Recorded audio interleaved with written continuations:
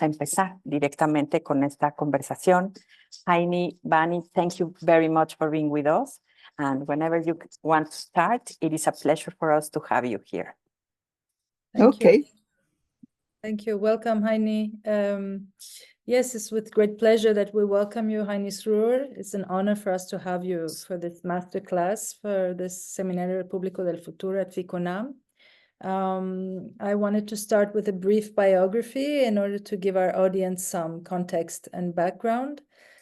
Some of them have just finished the screening of your first film, The Hour of Liberation, right? Okay.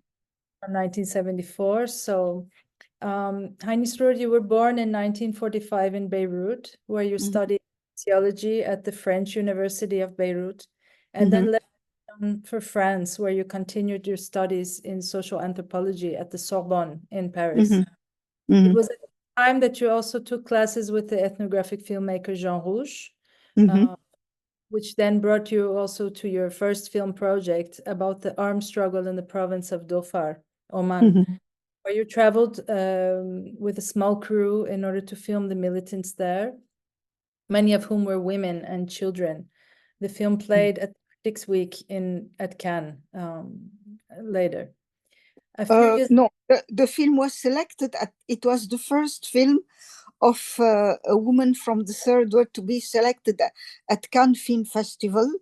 And then it opened. It was also the first film of a woman of the third world to open theatrically in Paris. And it lasted 2 months in the cinema.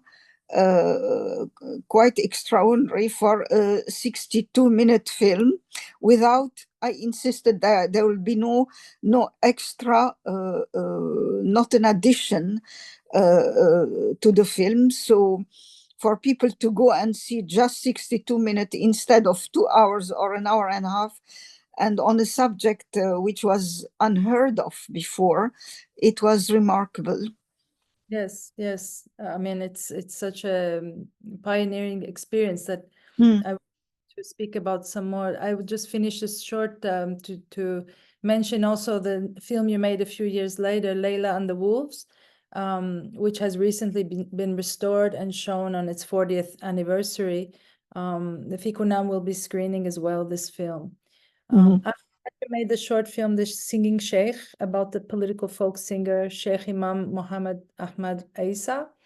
And a few after that, you made the documentary Rising Above Women of Vietnam, about different women in Vietnam who had been actively involved in the fight against the colonial powers, and about the aftermath for them as women once the war was over. So, Heiny, welcome. We're very honored to have you and to hear you today. I would like you to start with Lebanon, your origins there, and your departure to France in the 60s. You describe in certain texts how you left your family home and country in order to study in France and to open a door for yourself within cinema, something you were interested in since you were much younger studying in Lebanon.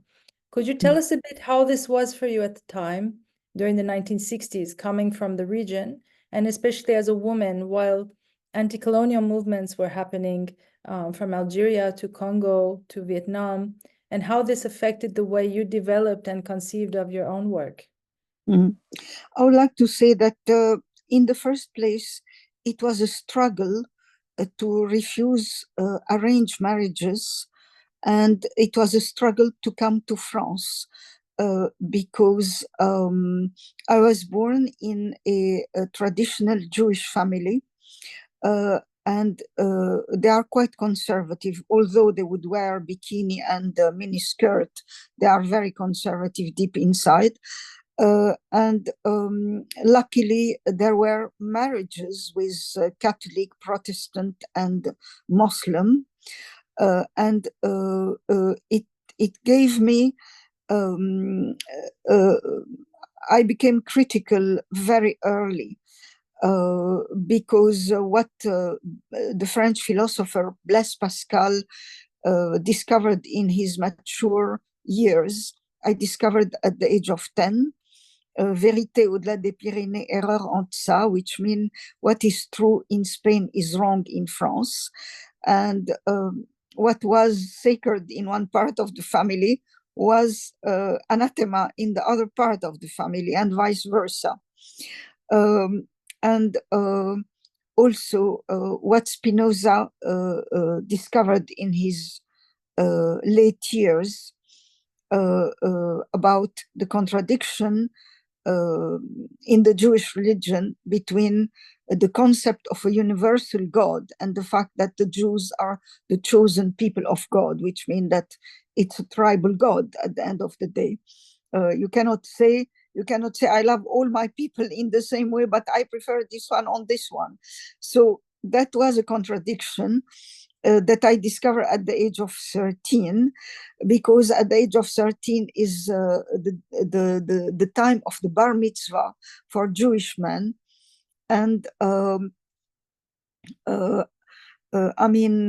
discovered that the Jewish men were the men in the Jewish religion were the chosen people of God, and women were second class. At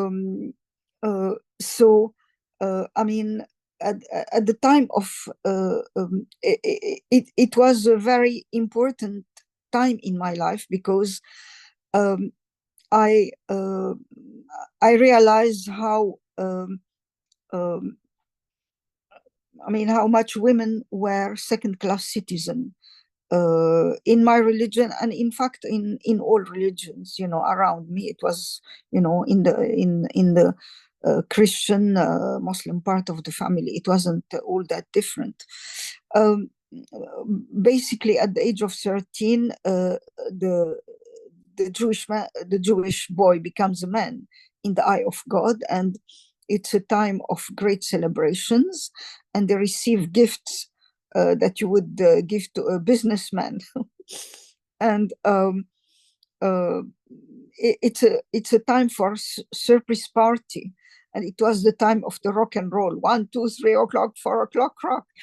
Elvis Presley was very famous, and it was very important for me to dance and enjoy life. And every time I fancied a boy, a good-looking boy who danced very well the rock and roll, it turned out that he was 3 or 4 classes below me at the same age, and I was among the first in my class. So it's a vast difference. At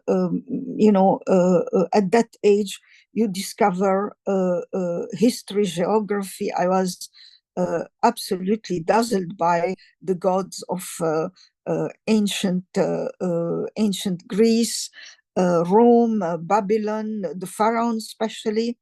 I adored that.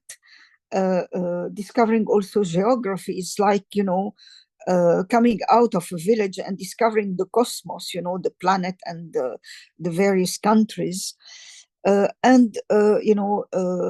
Algebra, geometry, chemistry, physics, an additional language, English.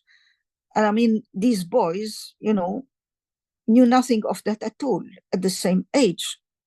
So all the lies of the Jewish education, namely that men are more clever than women, and therefore women must obey men, all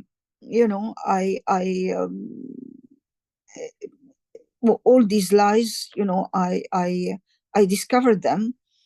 And but when the other part is too powerful, you have the Stockholm syndrome. So I was a Jewish fundamentalist at that age, because I wanted the Messiah to come quickly, because when the Messiah comes, the soul, only the soul go to paradise, and the soul have no body. So I was very intolerant with the people who were not respecting the kosher, the Shabbat, etc.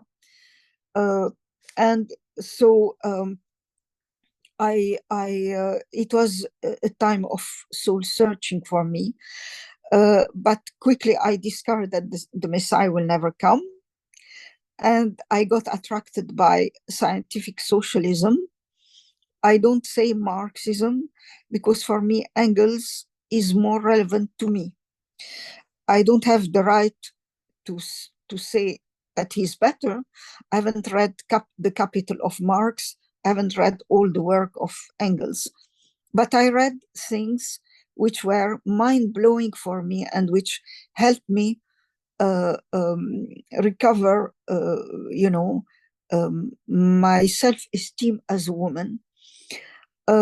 Namely, I read extract of the book of Engels, The Origin of the Private Property, the Family and the State. And in this book, he based his book on the work of an American genius, Louis H. Morgan. I say a genius because in the 19th century, the white man considered the indigenous people as mosquito. So just good to be exterminated. And Morgan in the 19th century went and lived among the Red Indian of America, and he discovered the existence of matriarchy. And matriarchy is just the opposite of patriarchy. Women are worshipped because they give life.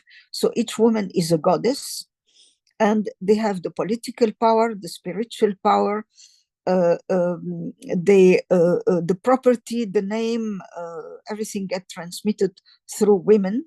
They marry many men. And when a child is born, they give it to their brother to educate. And even at the level of the biology, the feeling is different. I mean, as Oriental women, we were ashamed of the days where we had menstrual periods. And it was something to hide, because then you are impure, there are certain things you cannot touch, etc., etc. But in matriarchal society, it seemed that the pain of the menstrual period didn't exist. And when the period came to a young girl, it was a moment of celebration, because it precipitated the woman in a category of privilege, in a privileged category, since the women were, in power. Now, of course, we don't want to go to the primitivism of matriarchy, but I think,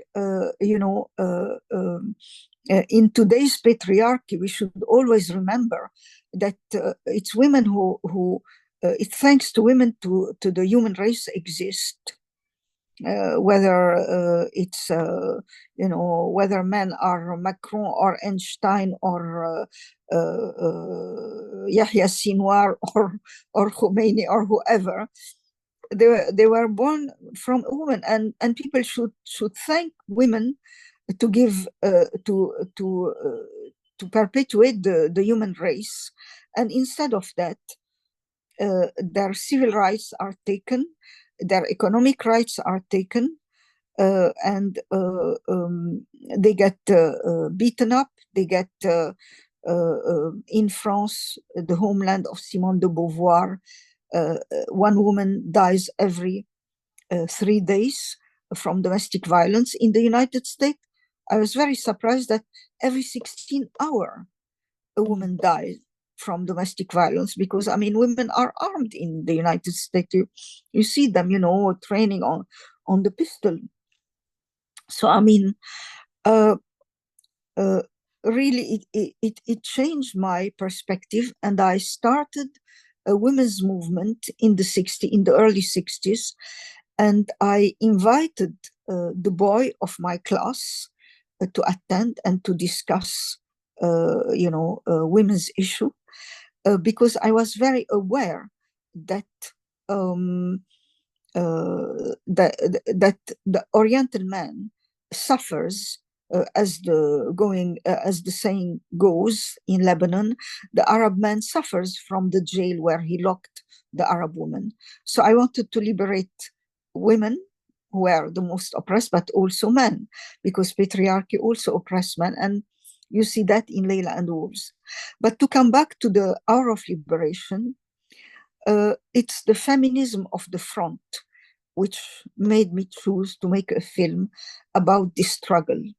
And it's the feminism of the front which helped me overcome impossible obstacles. I mean, I was in Beirut, I was a rotten, spoiled child with 2 servants in the house. And I mean, sometimes we walked 14 hours non-stop by night. Sometimes we ate only 1 bowl of rice. There was no bowls, actually. We used our hand. Sometimes we would only eat rice as a meal just once, and have a tea in the morning and a tea in the evening, and that's it. We always slept on the floor, suffocating during the day and freezing in the cold of the night of the desert. In the desert, the night are very cold. So I mean, I never thought that I'm capable of walking 800 kilometers under napalm danger and Royal Air Force bombardment to shoot a film. I never thought I'll be capable of that. I didn't know. Had I been told that it's going to be that difficult, I don't know if I would have dared. I don't know. But I made such a drama with the front to go to the red line, the zone of combat, that once I started, I mean, when I came back, everybody said, we all said that you will come back, you know, quarter of the way or half of the way at worst, at best. But we never thought that you'll reach the red line, and I mean, it was a surprise for everybody. And I did it only because the front was totally different from everything I saw and I read about. I mean, the Palestinian resistance was following exactly the same path than the Algerian. The discourse, I mean, in the Algerian and the Palestinian model, you have one token woman who is the star, and you know they change. I mean, in Algeria it was Jamila Bouhaired, then Jamila Boupasha, etc. And these stars hide the oppression of other women. And today, I don't know if it's 60 or 70 years after the liberation of Algeria, but the Algerian women have still the Islamic Sharia over their head, the polygamy, they inherit half, domestic violence, as written in the Quran, is normal. So, I mean, and the Palestinians were following exactly the same path. Leila Khalid, who hijacked planes, was the star. And then it was Dalal Mughrabi, but Khadija Abu Ali, who wrote a book about Palestinian women, told me that Dalal Mughrabi, who was, you know, the star after she died, I mean, they put the cover of Palestine Saura, I think, the magazine of the Palestinian Revolution. She was the cover of one of the most important magazine of the Palestinian. Khadija Abu Ali told me that when she was alive, they say about her sharmuta, which means a prostitute, because she mixed with men. If you want to make political work, you have to mix with men. So, I mean, she was rubbished and vilified and slandered during her life. And then she was made into a hero afterward. But, and then, you know, the token women changed. It became Hanan Ashrawi. And then more recently, what's her name? Ahd Tamimi, because she gave a slap in the face of an Israeli soldier and got jailed. But I mean, the law, I mean, third of the Palestinian population is polygamous, and they still live under the Sharia. as vicious as in Algeria, maybe more, because now the fundamentalists are rising. So the front did the People's Front of the occupation of the Arabian Gulf had a totally different policy. First, no stars, but grassroots feminism, a permanent campaign in the rank of the People's Army, the People's Militia, the children of the school, all the institution of the front, raising feminist consciousness awareness. And it was the front was permanently repeating, even in the school of the children, no society, no women's liberation without society liberation, but that was the standard discourse everywhere. But the front was saying also no society liberation without women liberation.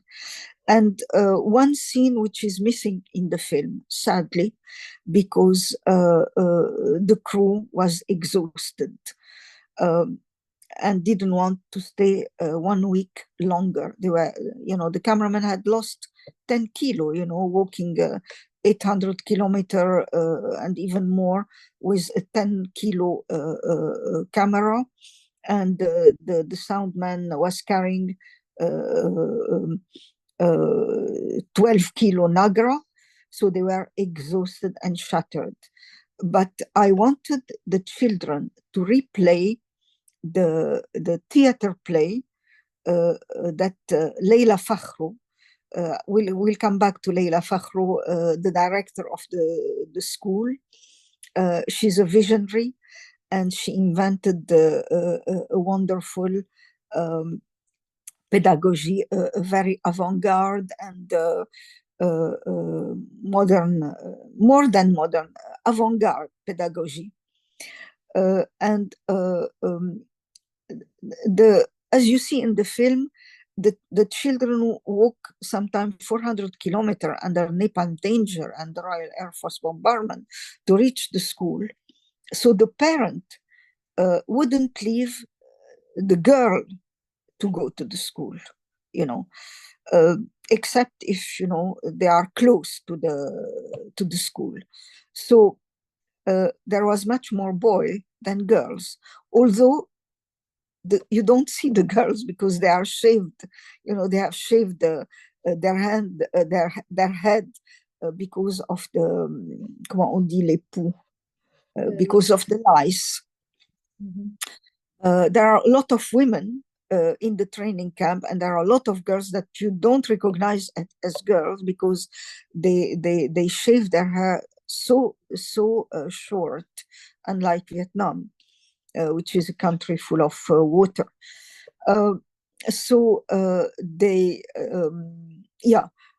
Leila Fakhro, realizing that the parents were reluctant to send the girl to the school. Also, they need them for to take care of the goats and the cows and etc. Leila Fakhro, who created this extraordinary pedagogy,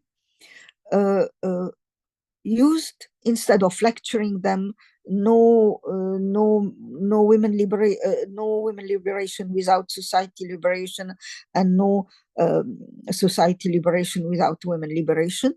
She at the anniversary of the school, but then the camera was not here, unfortunately. At the anniversary of the school, she got the boys to play a little girl, the story of a little girl whose father want to marry to an old man in exchange of cows and 40 tomato cans. What a symbol. And the little girl on the day of on the day of the marriage, when the old man tried to touch her, she ran away and she go to the school and she take refuge in the school. It was a way to tell the boys, when you go back home for your holidays to see your parent, convince them to send your little sister to the school. And that was very clever indeed, a very clever way to, and all the pedagogy of Leila Fakhro is creative. I mean, instead of teaching geography, you saw in the film how the children play each one a country of the Gulf. Let me drink.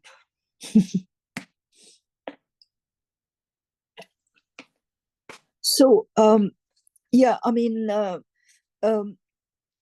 unlike the other liberation front, where they say, where the discourse and the Lebanese left, it was the same. Liberate Lebanon and women will be automatically liberated. And we saw what happened in Algeria. I mean, how dare they, use this discourse. So the front had a different approach. Here and now, we liberate women. We don't wait for victory. We don't wait for after the revolution. Now we liberate women. Now we abolish polygamy. Now we abolish the mahar, which is the Muslim dowry, which allowed the father to sell his daughter to a man, quite often when she's a child, and to some old man. So I mean, they had a totally different approach. Unfortunately, it all ended in a genocide, and here for me it's the occasion to say that this mythology about Shia versus Sunni is a load of rubbish, because Saudi Arabia hated the Shah of Persia. They hated each other. Each one was competing to be the policeman of the Gulf. And they united. They kissed each other on the mouth. They united to crush the revolution with the help, of course, led by the Royal Air Force, King Hussein of Jordan. And I mean, the Hour of Liberation is not a progressive film. It's a militant film. It is meant to make you take action. And when you say, I described it as a partisan, I want to say that everybody is a partisan when they touch the pen or the camera, or when they just glance at the world, because you look at the world from a national point of view, a class point of view, a gender point of view, and sometimes a religious point of view. So nobody is objective. And the fallacy of the BBC, we are objective, we allow, two opposite point of view to speak, is a fallacy, because Dhofar was the secret Vietnam of Britain, and they never showed the film. And even in the best day of Channel 4 television, when Alan Fountain was the commissioning editor of the 11th Hour, and he's quite left-wing, and he's very daring, and he's anti-war. He saw the film, The Hour of Liberation, twice, and he didn't agree to screen it. So just to tell you that this fallacy of objectivity, they don't allow anybody to speak in the first place.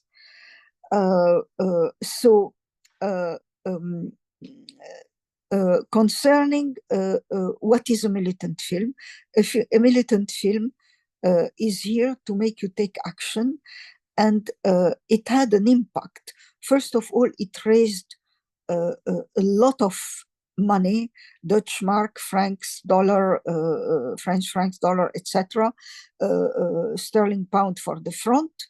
It raised tons and tons of medicine, and this must have saved life of and certainly alleviated suffering. And it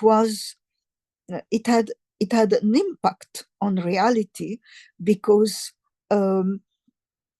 as you know, in these days, or maybe the public listening to us may not know that in these days, the North Yemen was supported by Saudi Arabia in these days. And Saudi Arabia was determined to smash into pieces the socialist South Yemen, which was in these days called Democratic Yemen. And they brainwashed the North Yemeni soldier, that the atheist communists want to sleep with their mother and daughters, But at the occasion of a truce, at one point they stop war for a while, and the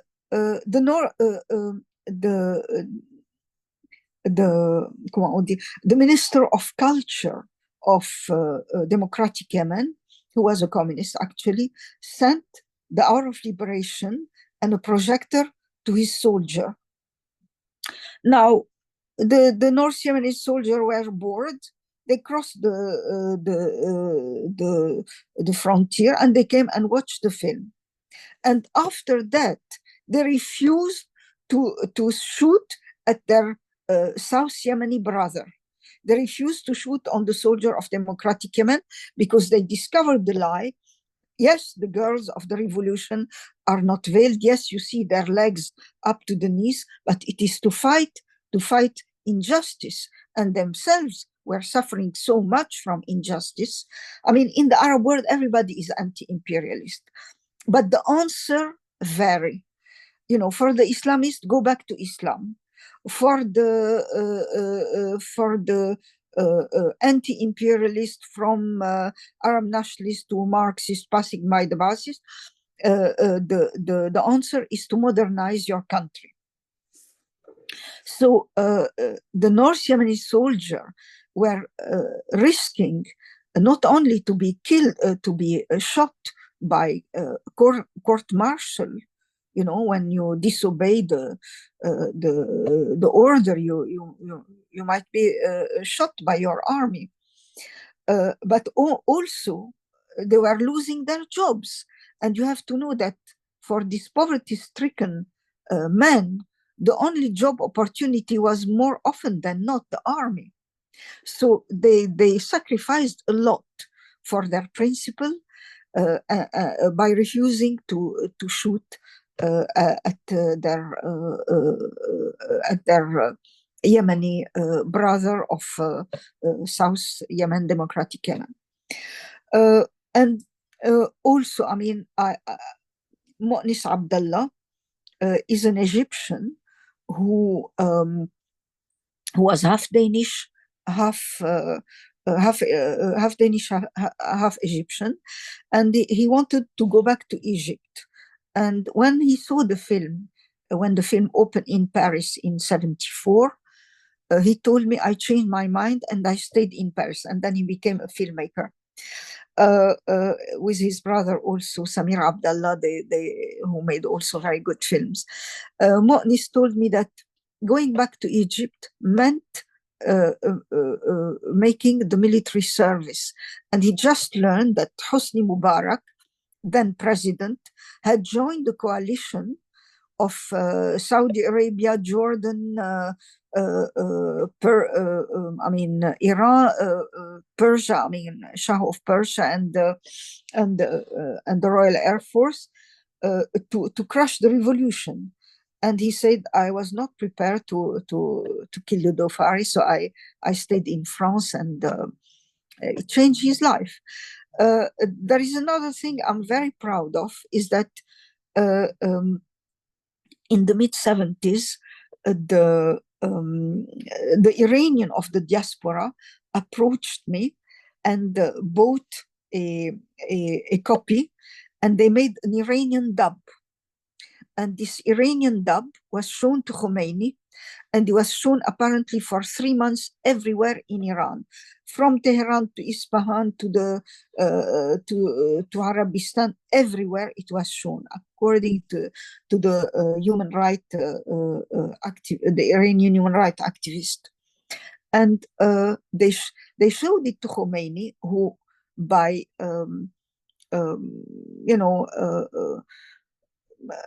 by a policy of great Persian chauvinism, kept his troop in Dhofar, and probably also he was told that the naughty communists want to sleep with their mother and daughter. And when he saw that the People's Army are good people who are serving their country, and that the girls are not veiled because they want to defeat the same imperialism Khomeini is fighting, and the Iranian people are fighting. So he changed his mind, he withdrew his troop. It was too late to save the revolution. No film in the world will change the world, but it can make, few little steps, positive steps. He withdrew his troops, and that for me is very important, because even if it didn't save the revolution, who had received a deadly blow, a genocidal. There was a genocide in Dhofar. The crops were burned, the cows were killed. It was a real genocide to starve the front and to starve the people. For me, it was important that Khomeini withdrew his troops, because at least there was less blood between the Arab and the Iranian. Wars are horrible in any event, but when it's between two third world nations, it breaks my heart. Yes, I think that it's very interesting to hear how you describe how the film was maybe denied for certain reasons, ideological reasons, by certain groups, and embraced by others, which are also for ideological reasons, maybe. Now with history that has passed, we can maybe see also how images can be important documents as archives, but also can be manipulated by others and the use. But in any case, it's a precious archive to have your friend. It's not, with great respect, Bani, it's not an archive, because this film is very unusual in the history of cinema. Documentary is a genre which by definition is topical, and a documentary, however much prestigious, dies in 5 years later and is forgotten. This film continued to be shown before its restoration. In Vienna, the young German and the young Austrian and the Palestinian made a German dub to a DVD of appalling quality, but they made a German dub. There was a Spanish dub made as well. In Ramallah, when I was invited a few years ago, it had a great impact on the Palestinian. The film was not yet restored. And now that the film is restored, the demand is exploding all over the world, because the message of the film is secular, democratic, feminist, and the youth today, a certain youth who is struggling against despotism, fundamentalism, sexism, inequality, need the message of this film, particularly that in certain countries, the Arab armies are directing their tanks and planes and chemical weapons against their own people or against other Arab people. So when they see a film where an army, barefooted, without grades nor salary, is building the first road of the country, the first water hole, the first school, the first hospital, the first pilot farm, while at the same time liberating the third of the territory, it's very inspiring. And when I showed it recently in Lebanon, in the Badawi refugee camp, in the Palestinian refugee camp of Badawi, a retrospective was made about my film in Lebanon in October, and I refused to cancel it because the 7th of October event happened, and I went against the advice of my family, and I showed the film. My films, and I was careful in the refugee camp not to show the Palestinian refugee camp, not to show Layla and Wolves. I wanted them to see the hour of liberation, and it was extremely well received, and all the women were veiled. Mm-hmm. But it was extremely well received. They got the message. That what an army should be doing, because you see, I didn't open the subject, but they got the message, because you see, Hamas is built tunnels only for the military and the family of the top leaders, and they left the civilian to the butchery of Tzahal. Unlike in Vietnam, the Viet Cong built tunnels for the civilian population, also for the military, but mainly primarily to minimize the casualty in the civilian population. So it's the film. In the history of cinema, very rarely a film survives so long. A documentary, which is topical by definition, survives so long, and it has been banned in the Arab world for 45 years, in Lebanon at least, and in most other Arab countries it is still banned. But when a few years ago, Entra Cineasta, which is an Egyptian Spanish platform which shows films, the film was shown during the COVID, and they had much more success than any other film. And they usually have about 600 click. This time they had 7,000 or so click. And if you take into account that the film was shown during the COVID, which means in a family setup rather, it must have been much more than that. Well, but what was interesting is that when the time of question and answer came, there was a young man who said, during the 7 days where the film was on the platform, I saw it 10 times. It shows you, the thirst for democracy, the thirst for feminism, the thirst for, seeing an army at the service of the people.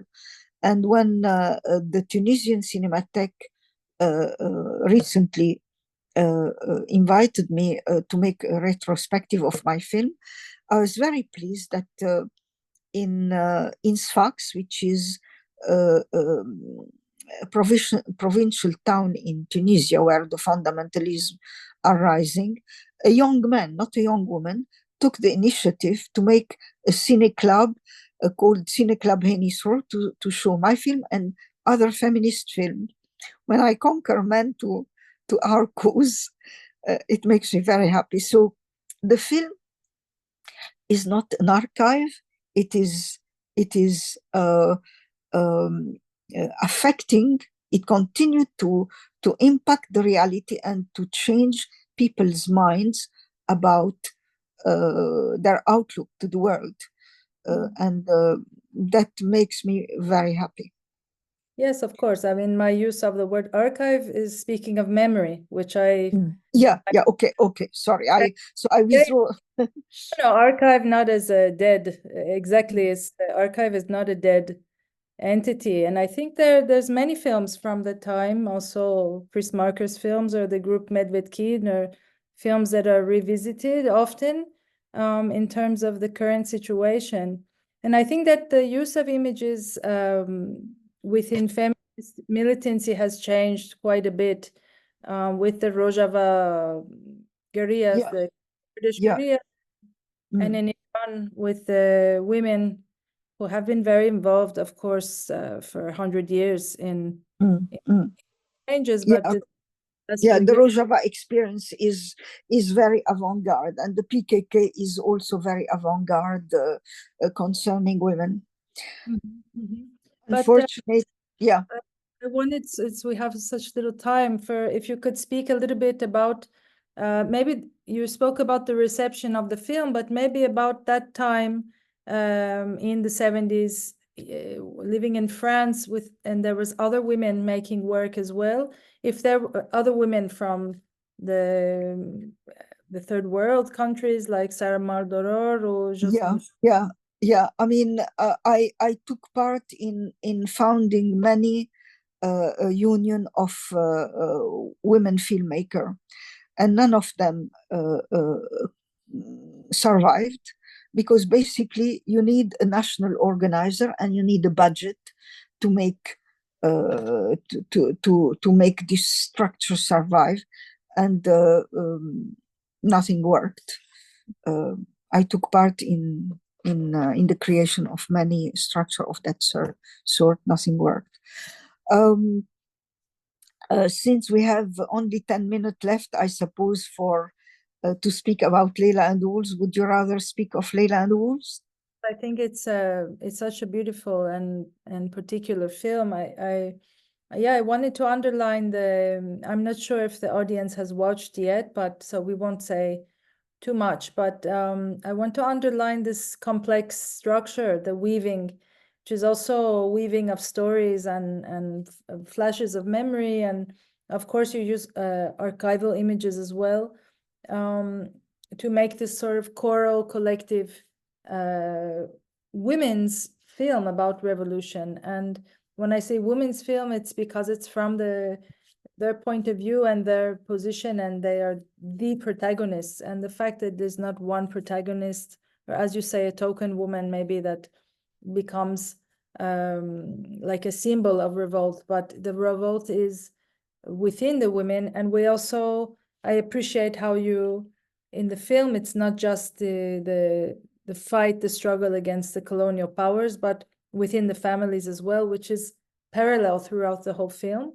So I was wondering now that we're speaking about archival images, because the way you use the archival from the, let's say, official archives of displacement of Palestinians or from the Lebanese civil war, the way you use them is precisely this moment of activating again the archive, making it alive. So was your use of the archive, did it come as an idea previous to your writing these episodes that come in the film, the fiction, or was it something that while you were filming and editing, you decided to bring into the... No, I wrote the film as an opposition to reconstruct what the colonial masculine version of history contained in the archive doesn't show. And I reconstructed in fiction what I knew about the collective memory of Palestinian women and Lebanese women. And I didn't invent anything. Everything is based on true stories. whether the Palestinian or the Lebanese part. So it was very important for me to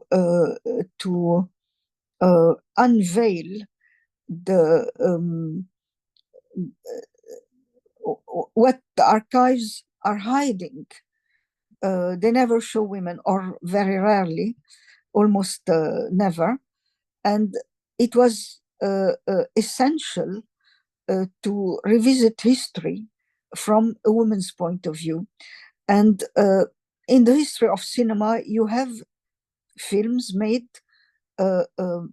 from a woman's point of view, but they concern, and I love very much the American documentary Union made about the role of women in the trade union.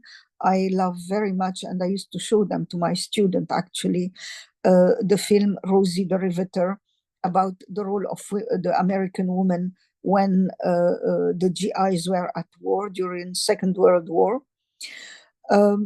But they concern tiny parts of history and limited section of society. I think in the history of cinema, Leila and Wolves is one of, to the best of my knowledge, the only film which embrace 80 years of history and see and go through different samples, different pattern of history to show the role of women. And I chose Palestine and Lebanon because it gives me a possibility to examine the role of women in this situation. For instance, what is the role of women in a town uprising in the 20s in Palestine? What's the role of women in the armed struggle in the mountain? And in a situation where there is a general strike. What's the role of women in a massacre such as Deir Yassin, and what's the role of women in a civil war? So it allowed me to examine the hidden role of women in different patterns of history. Yes, and it's very, very strong because I find it's very striking how you use these episodes that go into each other quite fluidly, with these interruptions that are happening, very modernist, reflexive interruptions of not about you making a film, but about the exhibit being made by Leila, about her walking through history in a way. It almost has this oniric qualities, but oniricism that is not going towards mythology, but towards this political travel into the past. I mean, I don't want us to reveal too much about the film because I think that audiences will be watching, but it's a huge jump too in terms of form and aesthetics from the film Endofar to make Leila and the Wolves. So you talk about that a bit. Well, before that, before talking about the aesthetic of Leila and Wolves, I would like to make my position clear about what's going on in the Middle East now and the genocide going on in Gaza. I want to say that I totally and utterly condemn the ideology and the method of Hamas. I think it's wrong to kidnap babies, old women, old men, to touch civilians. The only target should be military. And I totally disagree with the slogan from the Hamas slogan, from the river to the sea, because it involves the ethnic cleansing of 8 million Jews living in Israel. And at the same time, I wholeheartedly support the idea of free Palestine.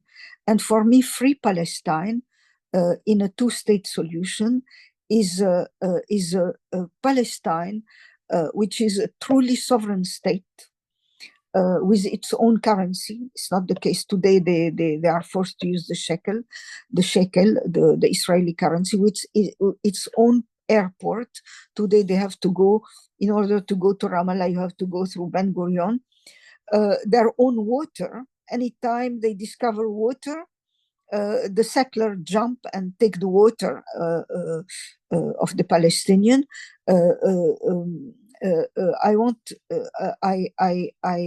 I hope for the Palestinian, Palestine, a real sovereign state with no checkpoint, because today, you know, I met a Palestinian filmmaker who came to Paris for a festival, and while the Israeli have 4 or 5 hours plane, he had to wait. His trip cost him 36 hours because of the checkpoint to reach, you know, Ben Gurion airport. So I mean, you know, I don't want checkpoint. I want the Palestinian to move freely in a sovereign state, in a real sovereign state. But and of course I know that in 75 years of history, the Zionists killed much more innocent civilian than Hamas ever did. The massacre of Deir Yassin, the massacre of Tantura, the massacre of Kafar Qasem, the massacre of Sabra, etc., etc. But I mean, too wrong don't make a right for me. Too wrong don't make a right, and it's wrong to mirror your oppressor. And I know that I'm told since decades that it's written on the Israeli Knesset from the Nile to the Euphrates. Now, I asked many anti-Zionist Israeli to tell me, is it true that it's written on the Knesset from the Nile to the Euphrates? They told me, we don't know. We don't know.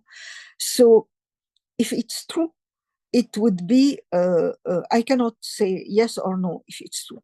But even if it was true, I mean, if it's true, it's a sinister plan of ethnic cleansing of dozens of millions of Lebanese, Syrian, Egyptian, Iraqi, etc., to create great Israel. So even if it was true, it's wrong to mirror your oppressor, and ethnic cleansing is wrong, and any project of ethnic cleansing is wrong, and too wrong don't make a right, and it's wrong to mirror your oppressor. That for me is very important to state for the viewer who are going to view Leila and the Wolves. Thank you, thank you, Heiny. Okay. Yes, you want to talk? You have to rush for your medical appointment, Bani.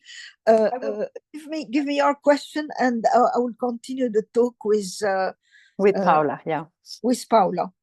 Yes, if you can speak a bit about this aesthetic jump you made from the film you made in Dhofar and the next film, Leila, it's so complex, and the things I mentioned. If you can tell us a little bit how you constructed the film and the process. The process of the making of the film. Okay, right. I don't know how I managed to shoot Leila and the Wolves without being shot. We nearly died many times while shooting it. I mean, even innocent scenes like, you know, the scene of the windows where you discover that men are oppressed by patriarchy, and when you see no human beings at all. Even in this scene, we nearly, the cameraman nearly died because shooting at dusk is asking for trouble. In the final scene that we shot in the souks of Beirut, we also nearly died because the snipers, you know, allowed us to shoot until 5 o'clock. And then after 5 o'clock, they started shooting. We said, no, okay, here is 2,000 lira, and, you know, allow us to shoot another half an hour. So, I mean, And in Syria, the civil war was brewing, and we nearly, all the crew nearly got machine gunned. I mean, we were shooting in Tartus, the scene where the Palestinian women are demanding the release of Palestinian prisoner, and then suddenly the cameraman packed the camera, and I screamed at him, "How dare you pack the camera without director order?" And the second assistant told me, shut up, they're gonna kill us all. I say, who dare to touch my crew? I look behind me, and there was a man 2 meters tall, and I screamed at him. I told him, how dare you disturb my shooting? Can't you see, you know, the actors are null. I took 2 hours until they started to learn how to play, and now and my film is the best film of the all the Middle East. How dare you? You know, you are very arrogant at that age. So I screamed at him, and late I didn't notice anything, because when I'm shooting, I just see the interest of the film. And later, the crew told me that he had triggered his Kalashnikov, and he was about to kill everybody, because the Muslim Brotherhood heard that. I mean, there is a crew. They thought we were journalists. They came with banners saying, "Release the political prisoner." The Syrian secret police rushed to kill the Muslim Brotherhood and us as well. You know, when he saw a woman screaming at him, I mean, the police in Syria, they are the terror of Syria. Nobody dared to speak with them on this tune at all. So when he saw somebody screaming at him, he thought that I must be the relative of the president to be so confident and to scream at him.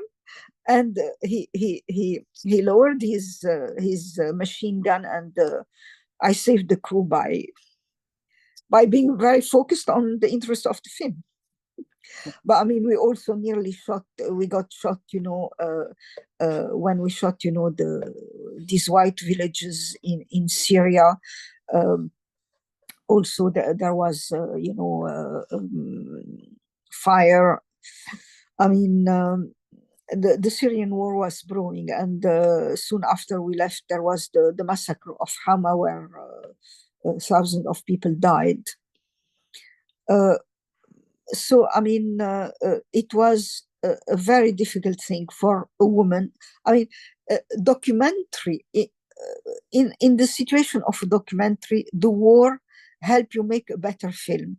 But when you have a historical film with 4 different historical periods, each one with their costume, each one with their props, different guns, different costume, etc., it goes against you. I mean, to make a film in the middle of you know, a war. So now about the script itself, usually a script is written between you know, 6 months to 2 years on average, but this script I wrote it in 3 weeks, and I'm gonna tell you why. Because Tahar Sharia, a Tunisian man,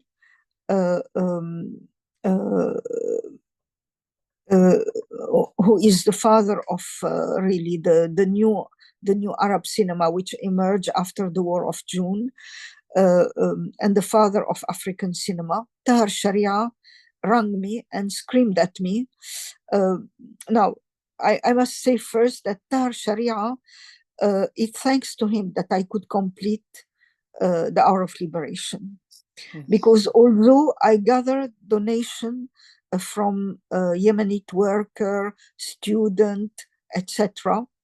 And here, I would like to say thanks to the Iraqi Student Society, who were left-wing, who housed me and helped me to meet Cinema Action and raised funds and wrote the commentary.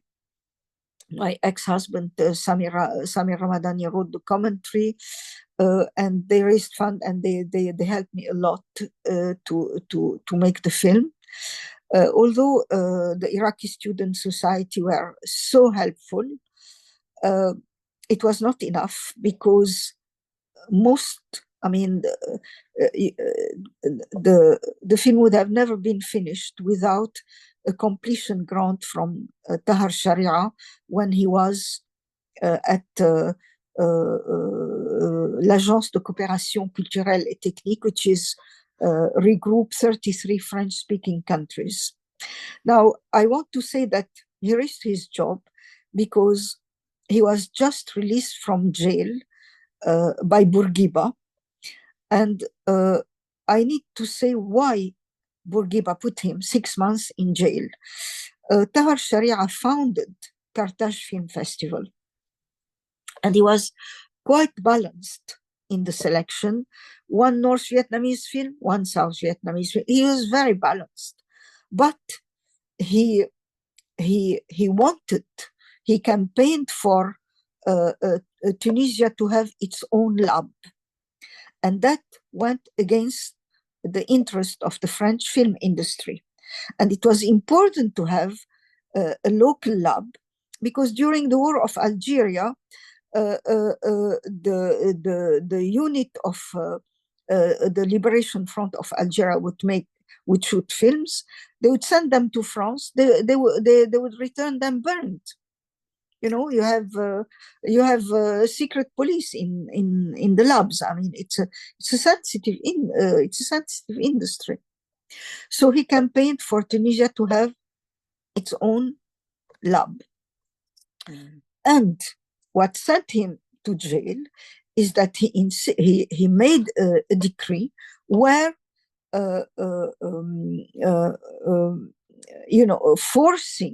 trying to force on the cinemas to show every 3 months a short Tunisian film. How can a Tunisian film recoup its money if it's not shown in the cinema? So once only every 3 months to show a short film. But that went against the interest of the American monopoly, the MPEA. It went against the interest of Pathé, which unite the French distributor or major distributor. It went against the Rank organization, which is the union of British major distributor. It went against, Western interest. But I mean, it's pathetic. I mean, I'm saying that because I want the public to realize what a struggle it took us, to make films rooted on their national soil, film which are not opium cinema, film which speak about the problem of our country. Because until then, until Tahar Sharia, the film were either European or Egyptian melodrama, singing and dancing, or Indian film, singing and dancing. We didn't see in Beirut, for instance, what's the name of this wonderful film? This great Satyajit Ray. We never saw Pater Panchali except in the cine club, but not in the cinemas. So I mean,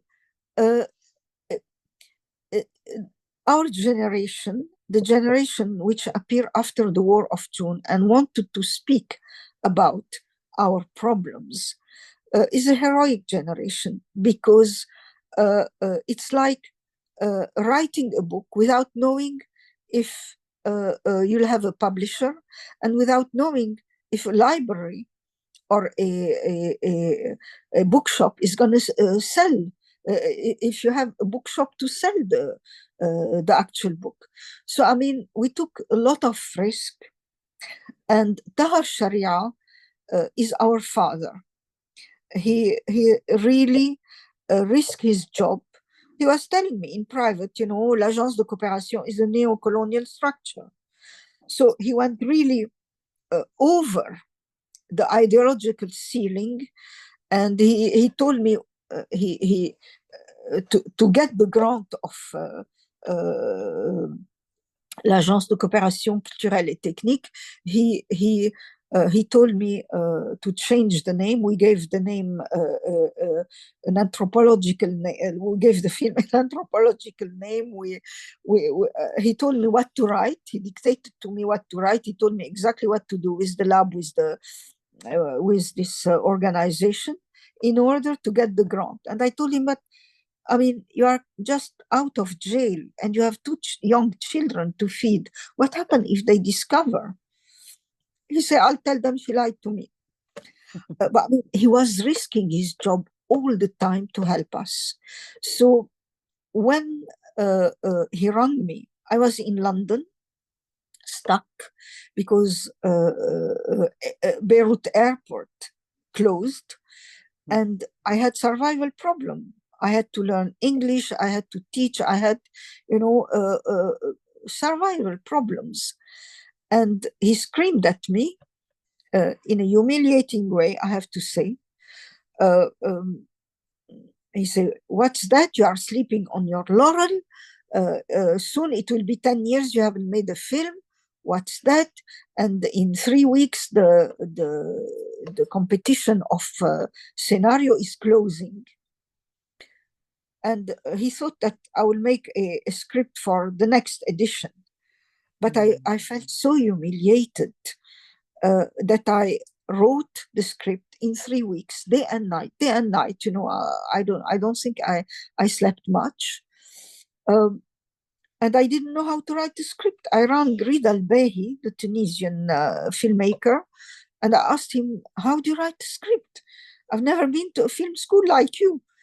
And he had won the second prize. He said, you write it like a story, but every time you change location, you make a new chapter, and you say night or day, interior or exterior, so that the cameraman, there was very few women in these days. The only camera woman very few camera women. So that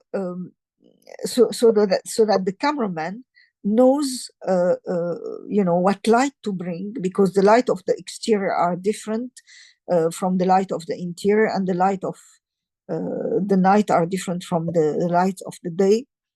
So, okay, I learned something new. I was totally illiterate, and I'm totally illiterate in terms of technique. And I used to be to feel really bad about it until the day where I read what Einstein said, that you know, imagination is more important than knowledge. So I thought, you know, okay, I'm fine, you know, I have plenty of imagination. So I wrote the script in 3 weeks. I corrected mechanically the spelling mistakes, and I shoved it to France. And after I posted it, I read it.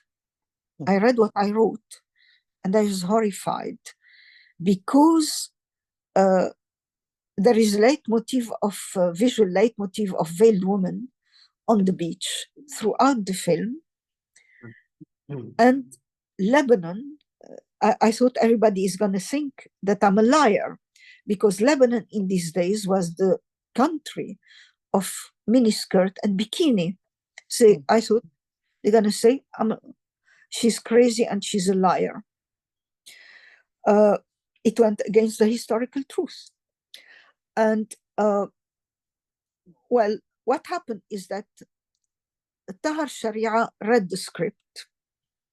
He's too honest to influence the jury, but he organized the jury to maximize my chances to win. And he's really a genius, because when the film goes to festival where you have a totally male jury, the film is win insulting mention, special mention or something, but doesn't win, the award. And when there is a woman on the jury, then, it's the Grand Prix. So what happened in the meantime, and it's a pity that Bani is not here. I think she would have been quite happy to hear that. But I wrote it to her. When I got in touch with her, I wrote that to her. I told her that it's thanks to the Iranian woman, maybe, that I won the Grand Prix of the best scenario, because between the time where I posted the script and the time where the jury read it, Iranian women went down the street because Khomeini started a crackdown, and they were raising the banner on the dawn of our freedom. We are denied freedom. And Simone de Beauvoir and Kate Millett and Western feminists rushed to Tehran in order to support them and to speak with Khomeini. And there was a polemic in the French press because Simone de Beauvoir covered her head. Oh, Simone de Beauvoir, the feminist, is covering her head, veiling herself. What's that? And she answered, well, when it's raining in Paris, we do cover we cover our head, don't we? So what's the problem? I mean, I don't want to offend Khomeini. I want to support my Iranian sisters. And anyway, the polemic made the jury think that I was predicting history. So I won the Grand Prix. And since that day, Leila and Wolves didn't stop predicting history. To give you an idea, when I showed the film at the invitation a few years ago, at the invitation of Tangier Cinematheque, the question and answer opened in a strange way. A woman told me, Mrs. Srour, you are a liar because you said that you filmed Leila and Wolves 30 years ago in the country of the olive groves. This is not true. You filmed it yesterday in Morocco and on the beach of Tangier. So, Leila and Wolves keep predicting history. When I was shooting, nobody in the crew could understand why, these women veiled from head to toes are sitting, on the beach. Why? And I couldn't answer, but I knew I had to put that. My gut told me I had to stick, even if the crew was giving me hell and not understanding the reason of this leitmotif throughout the film. And when I was shooting the last scene in the souk of Beirut, where you see skeleton dressed as men of religion dancing around Leila, everybody told me, but Heiny, it's not true, because you are going against history, because the civil war is a sectarian war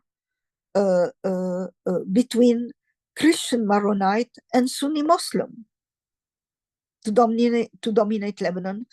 The Jews are a handful. They don't have a militia.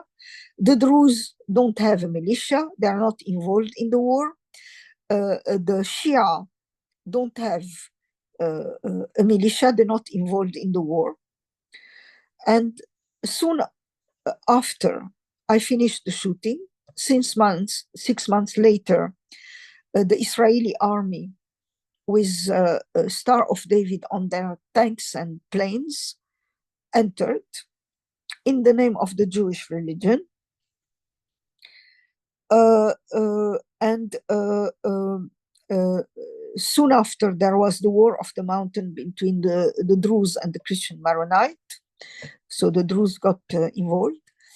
And today, Amal and mainly Hezbollah, who are the Shia militia, are Hezbollah today is a key factor in Lebanese politics and in all the Middle East, actually, in Syria and to some extent in Iraq. So Layla and the wars keep predicting history. Let me have a drink of water. Sure. Mm-hmm. Yes, I mean, the shooting was extremely difficult, especially in two countries where anti-Semitism is institutionalized in the law of the state. But I mean, in Syria, normally, the Jews of Damascus are not allowed to leave the perimeter of Damascus. And I had the arrogance to go and film in Syria. And soon, I mean, my two colleagues, Omar Amiralai and Hamad Malas, who helped me a lot, they asked me to hide the fact that I was Jewish. And it was a problem because, you know, I told them, I mean, you know, I've been raised on the idea of the chosen people of God. I rejected this idea because I find it racist, actually. But I mean, to ask me to be ashamed of my Jewishness is asking me too much. But they were having so much problem. Omar Amiralai, in particular, his film were banned. That I had to accept, you know, what they asked me. So I had to hide my Jewishness. But I mean, in the Middle East, especially with, you know, sectarian war at the door of Syria, and later Syria had itself a sectarian war between the Alawite and the Sunni Muslim. In the Middle East, most people are interested to know your religion so that they know what you think. And I didn't know what to answer. I mean, I kept saying, oh, I live in Paris, in London, and I like sun, so I worship the sun and stuff like that. But I mean, Damascus is 2 hours away, driving from Beirut. So, and most Syrians have family in Lebanon. It was discovered very quickly. And people thought that I'm some sort of a spy, especially that they had a dreadful experience with an Israeli spy called Eli Cohen, who posed as a bassist coming from Latin America, and he rose as high as you know, the top of the bassist regime, and then he was discovered and hanged. So I mean, they thought I'm some sort of a spy. I took advantage of the holidays to take the permission of shooting. But soon after, the problem started, and the Syrian locations are irreplaceable. I don't know what I would have done without them, because Palestine was part of Greater Syria, like Lebanon, and you have very similar locations. So, I mean, I had hell with the Syrian crew, real hell. But and then later, I mean, the shooting happened in two stages. First, you know, the first shooting in 1980 and the second shooting in 81, which I did alone. without the British Film Institute, who was terrified by the fact that we nearly got shot so many times, and they didn't want the parliament to raise a question. The British Film Institute had a problem with this film, because just a year ago, a question was raised in the British Parliament at the occasion of comment on dit, the week of British cinema in, I don't know, in Sweden or somewhere in a Scandinavian country. And the British ambassador walked out and made a drama, and he said, how does the British Film Institute finance film on Ireland which attack the policy of Britain in Ireland with the money of the British taxpayer? And my film is attacking the British policy. So on the top of that, we nearly, the British crew nearly got killed, and they were terrified so they stopped the shooting. I finished it alone with the money that I raised in Belgium, etc. I mean, it was, and I learned to be a producer. Having to do that, and I discovered it's not difficult at all to be a producer. It's not difficult, and well, the film was completed, and just before that, I mean, I want to say to the people who are not professional in the film industry that the dubbing is the final stage of making a film. And after that, unless your parents are millionaire, you can't change the film. The dubbing is you edit the images, and then you put the soundtracks, the various soundtracks.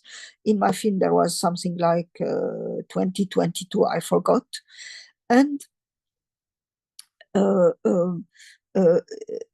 it's the final stage, and you are very anxious as a filmmaker if the film is good. So just before the dubbing, I invited people from the